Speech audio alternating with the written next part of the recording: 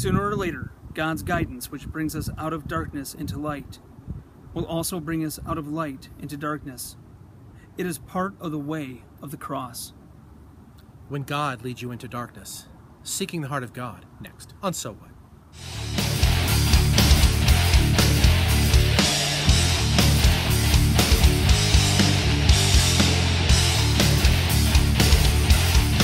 Hi, I'm Chris Dorman. And I'm Don Waite. Welcome back to So What? In last week's podcast, we looked at decisions that everybody has to make in life where the Bible doesn't give us clear direction. And we looked at biblical principles that we should follow when we're faced with those kinds of circumstances. Well, as Providence would have it, this week I was talking with someone about the podcast and sharing with them a story of someone I knew who followed those biblical principles when they had to make one of those kinds of big decisions where the Bible is silent.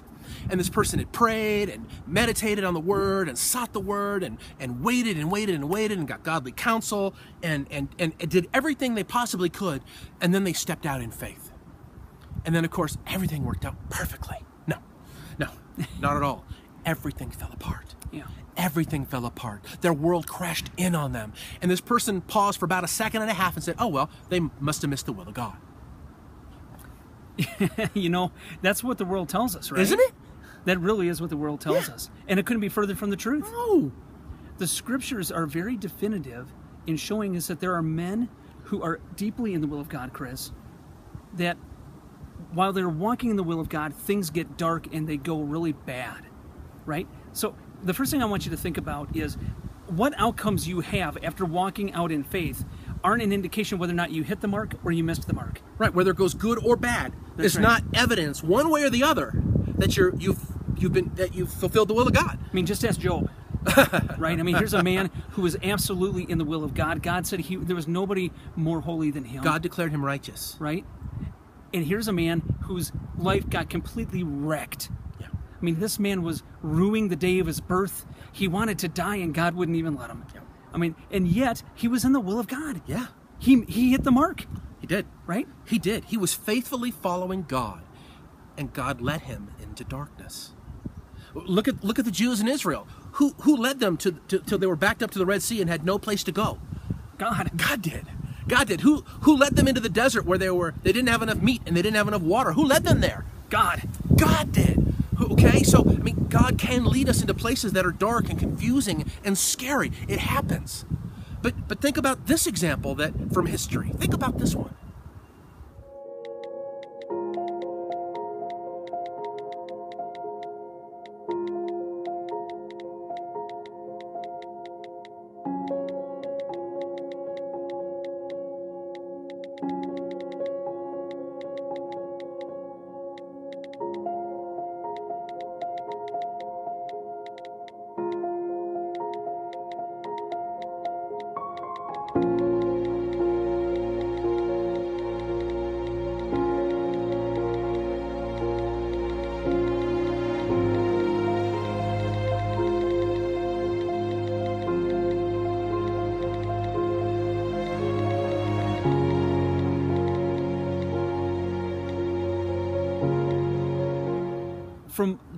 From the world's perspective, Jesus' life was a complete waste.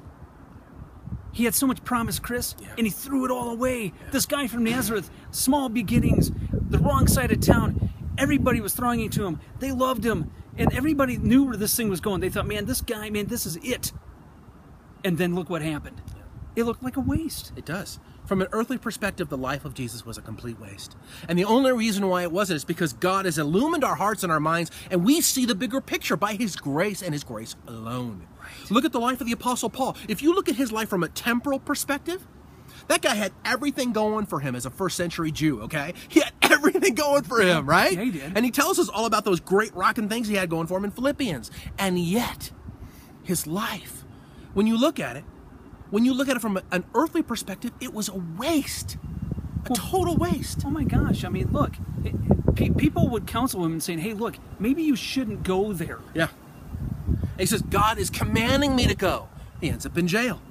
Well, then the Lord tells him, go to Jerusalem. Oh, no, I don't go. It's going to be a problem. Right. They're telling him, there's prophets saying, don't go. There's nothing but trouble waiting for you there. Don't go. And he says, I'm going because God is telling me to go. Then he ends up in Rome. Because he went to Jerusalem, he ended up in Rome. And because he was in Rome, he was executed. Right. And I mean, from a temporal, earthly perspective, it doesn't make any sense. And yet, beloved, think about it, okay? How many of you have been so encouraged by Paul's words, by Paul's example of faith in the face of very difficult circumstances? Tens of millions of believers throughout the millennia have been touched by this man's life. Cut short in an earthly perspective, but his vision, his life, his witness lives on. Your life's not a waste. Your life is not a waste. I mean, Chris, let's make this more personal, though. This is very ethereal when you think about it. Saying it's theory, that's great. You know, I understand, but those are those Bible guys. What about me? Yeah. What about me? Right. There are about a very small handful of examples of times in my life when I'm absolutely certain I was doing and fulfilling the will of God. When I had decisions to make that were decisions like we talked about last week, and there was no clear biblical mandate or command to do and to go. One of them was moving from Los Angeles to Denver 26 years ago.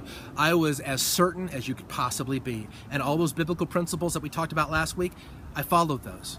For 2 years, I waited on the Lord for the right time and the right circumstance. I visited different cities. I got pastoral counsel, and Bob was very supportive, and the elders were very supportive. I went. And 18 months after I moved, my whole life fell apart. And I have to tell you, for many, many years, I felt that I had missed the mark. That I had missed the will of God for my life because of all these very painful things that happened. And yet now I can see, as I look back, I can see the hand of God through my very difficult circumstances. God led me into darkness. God had to break me. That I could be an effective witness for him and his gospel and speak to you and encourage you. Some of you, I've told you this. When we've been talking on the phone, I've said, I now know why I went through this particular circumstance. It was so that I would be equipped to talk to you right now, that I could understand your pain. But Chris, you know, at the time, you couldn't see this. No. I mean, at the time, you're like, all is lost. That's exactly how I felt. All was lost.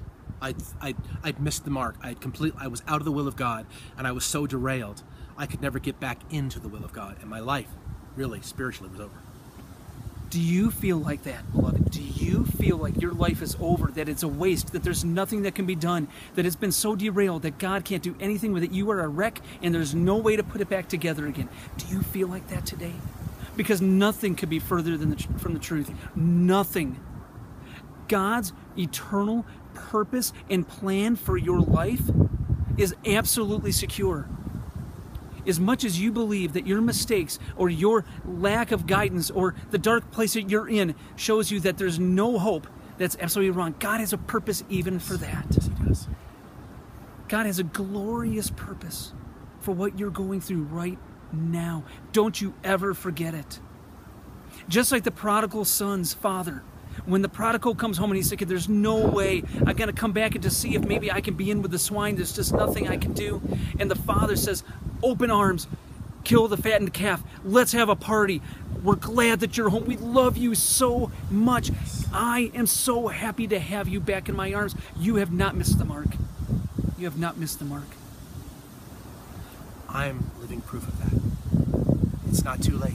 As long as you're vertical, it is not too late, beloved. Turn to him. Cry out to him as the prodigal did. And your Heavenly Father will so gladly receive you. Thank you for tuning in, my friends. And I'll talk to you next week. See you soon.